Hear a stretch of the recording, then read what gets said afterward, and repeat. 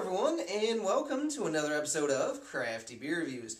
Today I will be reviewing a very special beer. This is review 199, so at 200 I'm going to have something really awesome for you guys to see.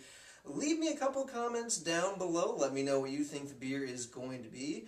If you guess it right, you guess it right. That I don't really have a prize for you, I'm sorry. But yeah, so this is a very special beer. This is BrewDog Paradox Grain Port Dundas version. So this is their Imperial Stout that has been aged in 1966 Port Dundas casks. So really cool. And this was bottled in February of 2008. So this is almost 6 years old at this point. I've been dying to try it.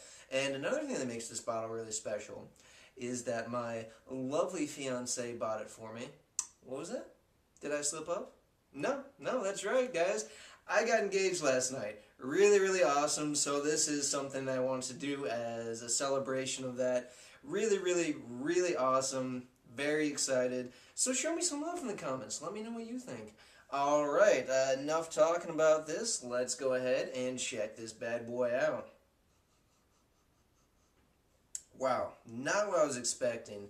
Definitely mellowed over time. I'm really not detecting any heat. The whiskey's in there, but it's definitely subtle. I'm getting some of that oakiness, definitely some vanilla as well.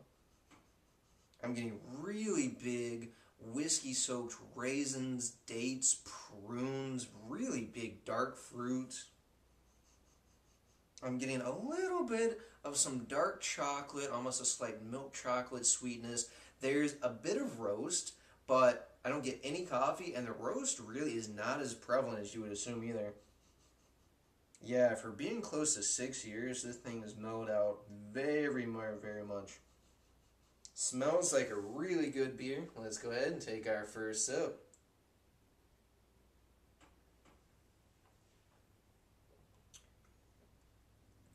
Oh wow, not what I was expecting.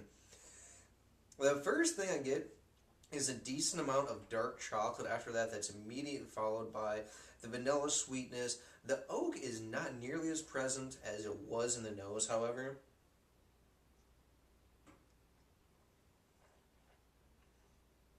Definitely getting those dark fruits again. It's really more like raisins than anything else, but I am getting a little bit of those dates, prunes, figs too.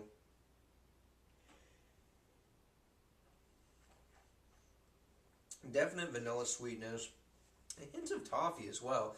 And I gotta say, this is the easiest 10% beer I have ever had, bar none. I do not taste the alcohol.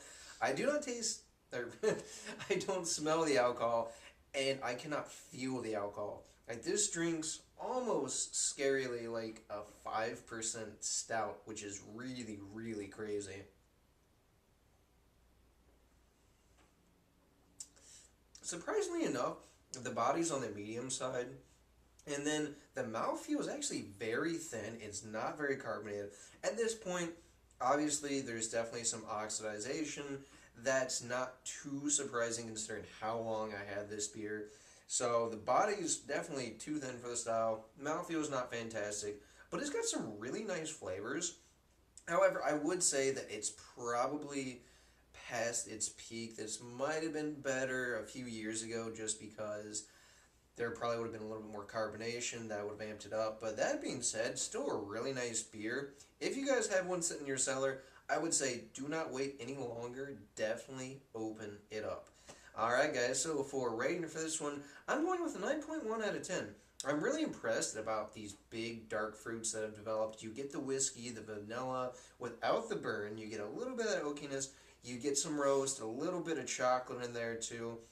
No coffee. It's not like your typical Imperial Stout. It's definitely on the sweeter side, even though it does have a little bit of bitterness to balance it out. So, really nice beer. However, like I said, it's probably slightly past its peak, but still drinking really nice.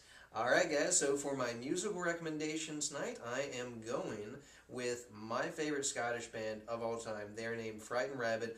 They really used to be smaller. They've gotten to be pretty big, and I want you to check out their 2008 record, The Midnight Organ Fight. If there was ever a record about love, heartbreak, etc., that is probably the best one. They're an indie rock group that also have some blues and folk influences in their music. Fantastic stuff. And if you like Scottish accents, you will love them. Alright, guys, that does it for this beer review. And remember, I hope whatever you're doing involves good craft beer. See ya.